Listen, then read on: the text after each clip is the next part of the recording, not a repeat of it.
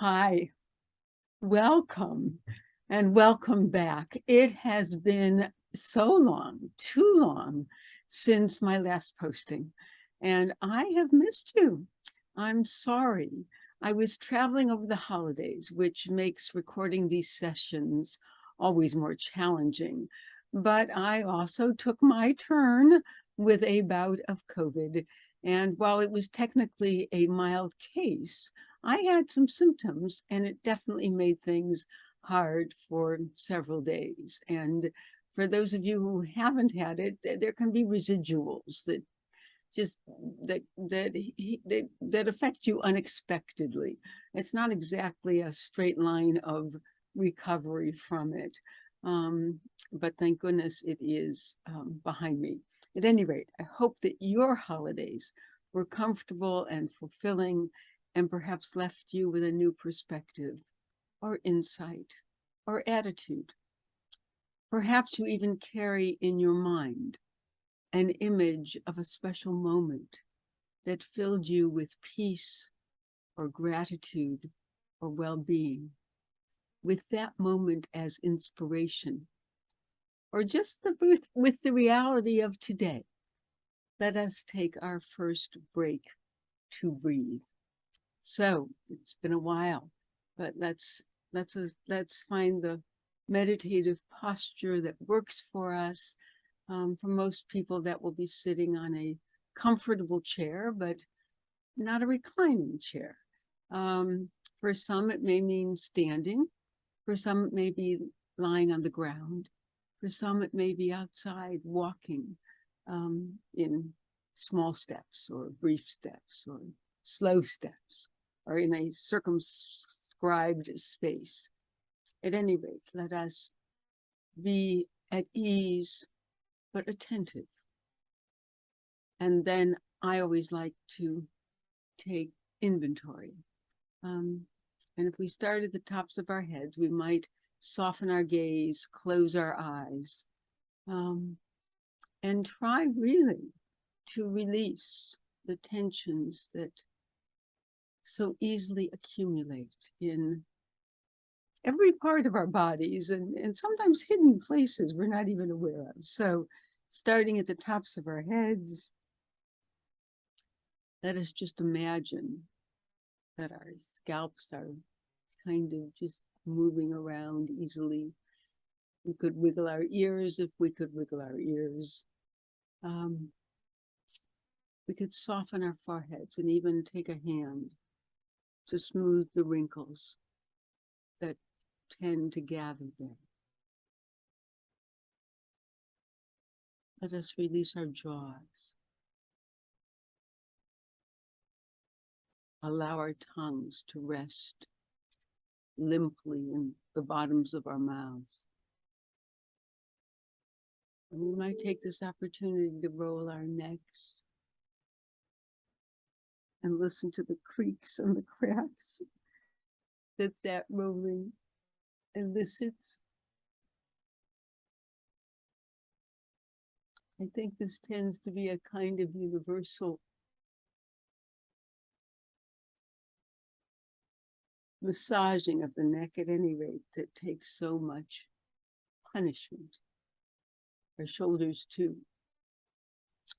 I know that I find myself walking with my shoulders up, maybe not hunched up to my ears like I'm doing right now, but I hold them in a funny way. And if we can hunch them up really in an exaggerated way, and then let them drop, we can feel the return to a natural state. We might smooth our tops of our chests, and then move inward to release our throats, our digestive tracts. We can imagine at least our tummies. Let's let go of the holding that we do. And allow our hips just to sit comfortably on the chair. And our thighs and knees, we might flap our legs back and forth. And realizing I didn't release the arms, the elbows, the wrists. I didn't invite us to just let our hands rest comfortably in our laps. Our lower legs, our toes, our heels, we could rock them back and forth. Dig our heels into the ground, wiggle our toes in imaginary sand. And then let us take that good deep breath. Some of you may like to do it to a count of 4 or 5. Hold it for a count of 4 or 5. And then release it for a count.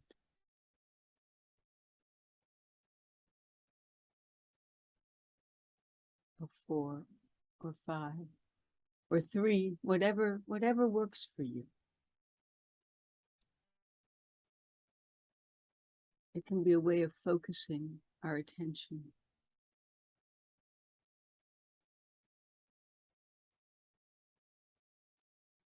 Following a kind of numeric instruction for our breathing. Some of you may find that helpful. Some of you may find it distracting. So use it if it helps and discard it if it doesn't. The main idea is to breathe in, to feel it, filling our bodies, and to breathe out again.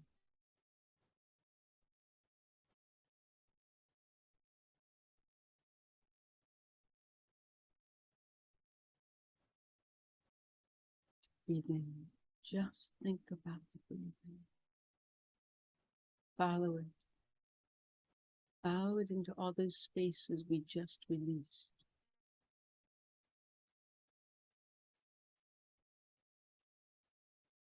And then release it.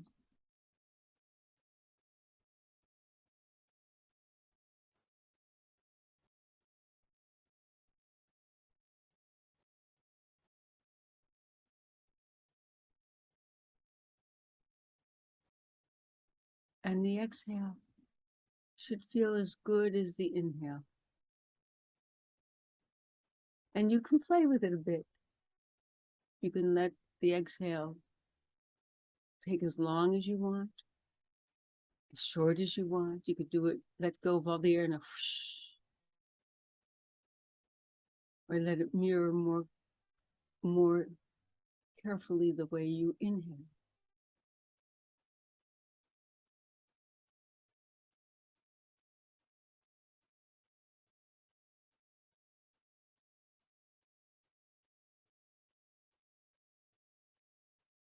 As the marathon of our fall holidays concludes, and with the image of the temporary fragile sukkah lingering in my mind, I find myself thinking about the fragility and impermanence of our lives and our circumstances.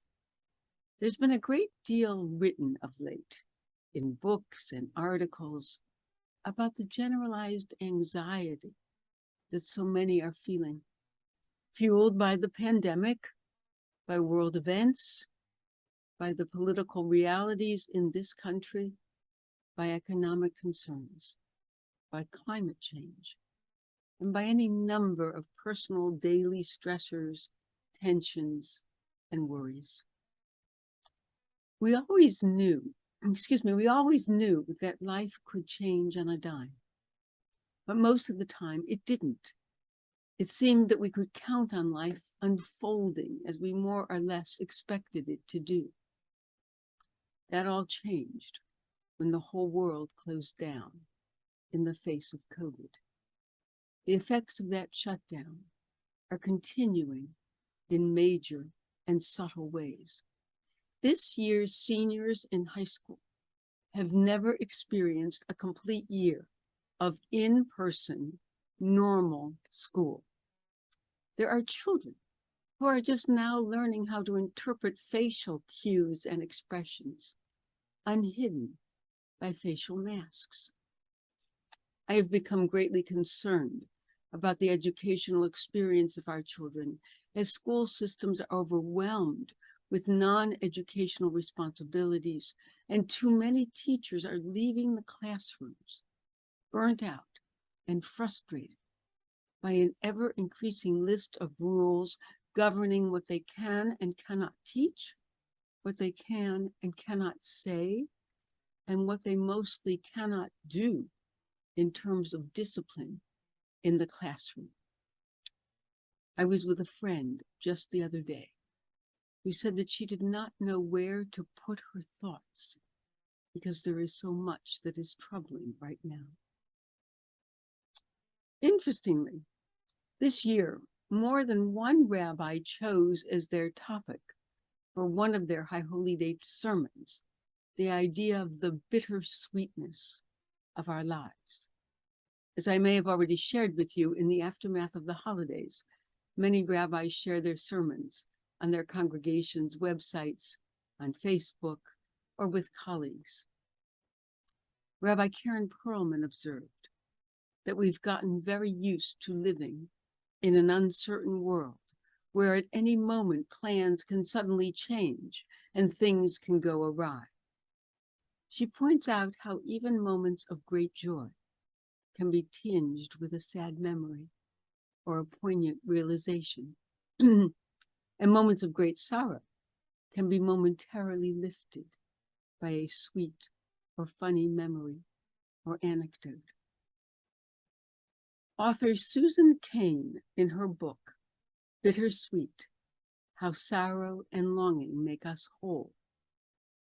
How Sorrow and Longing Make Us Whole, makes the case that we experience our deepest states of love, happiness, awe, and creativity precisely because life is imperfect, not in spite of that fact.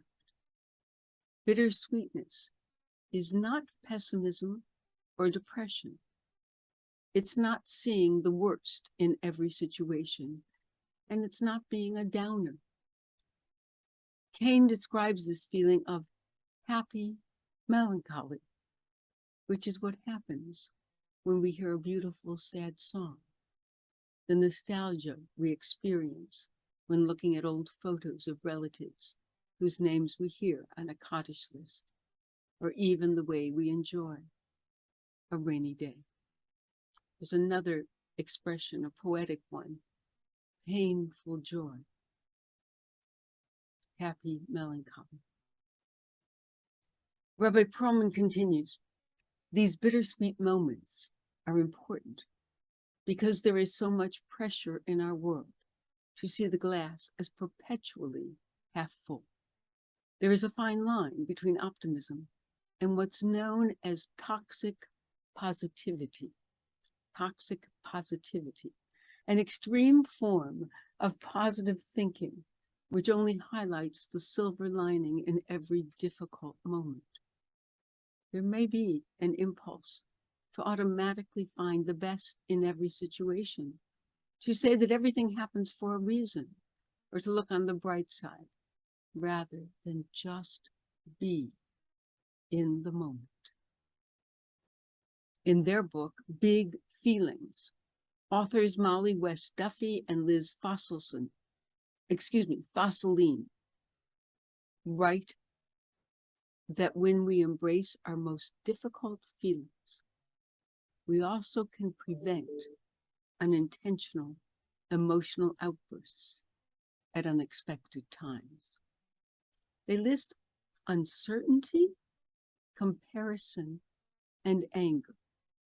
Also burnout, perfectionism, despair, and regret as 7 emotions which we often push away instead of embrace. I'm going to read those 7 again. Uncertainty, comparison, anger, burnout, perfectionism, despair, and regret. They call those 7 emotions which we often push away instead of embrace. It may seem easier to tamp them down and hope they will disappear, but this isn't sustainable in the long run. It's also an instinct when it feels ugly, and we don't want to think of ourselves as ugly people, as people who have those kinds of unworthy feelings. We may place all kinds of value judgments on them, and they're not. They're just human feelings. This isn't sustainable in the long run to tamp them down and hope they will go away. Let's take anger, for example, they write. You might just explode over the final last straw that pushes you over the edge.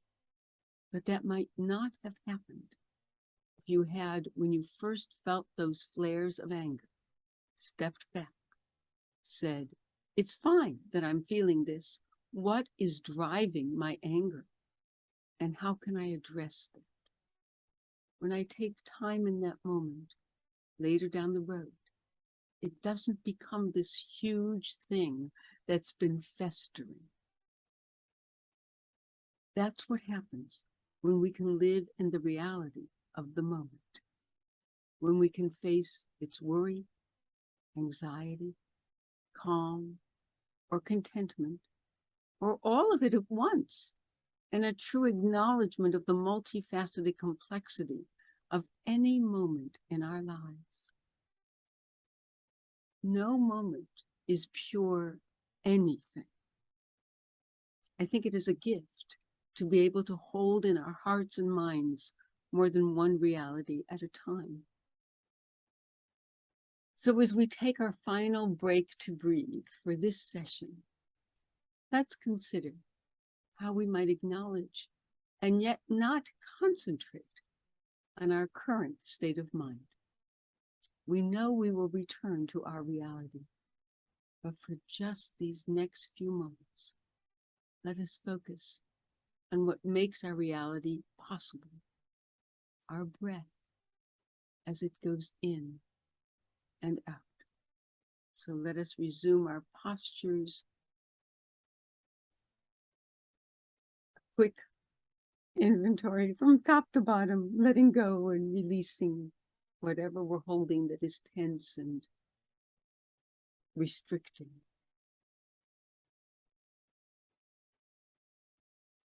Let us breathe in. Concentrating on the breath. And with that breath that comes in,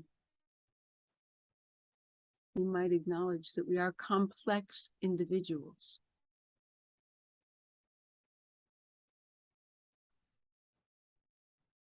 And that no state of existence, no moment of existence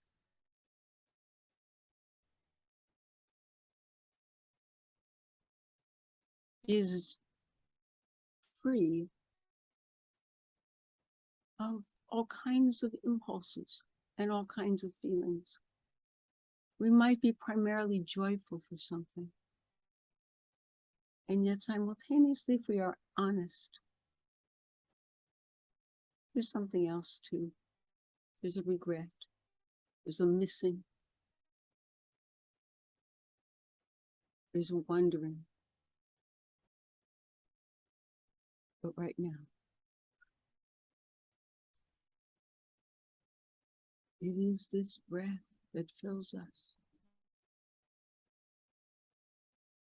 that strengthens us.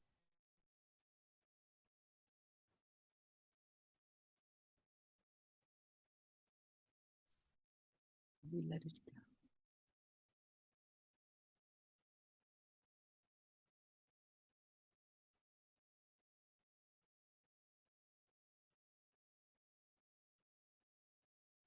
And if there's something really pressing on your mind that you can't let go,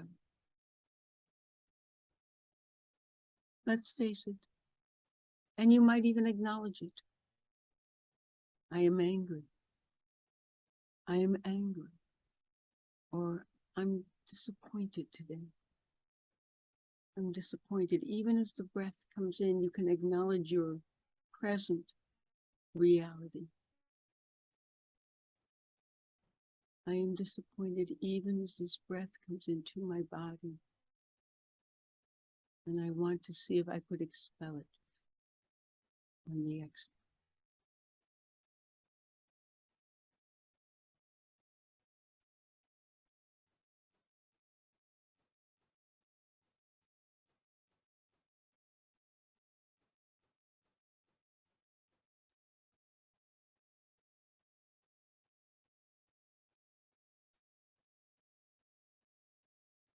Of the 7 emotions, we could do those 2. It would be, I am feeling regret. I am feeling burnout.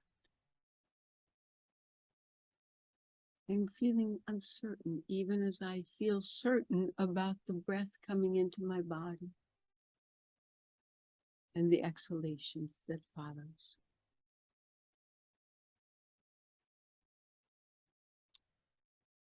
By way of conclusion, I return to Rabbi Perlman's wisdom.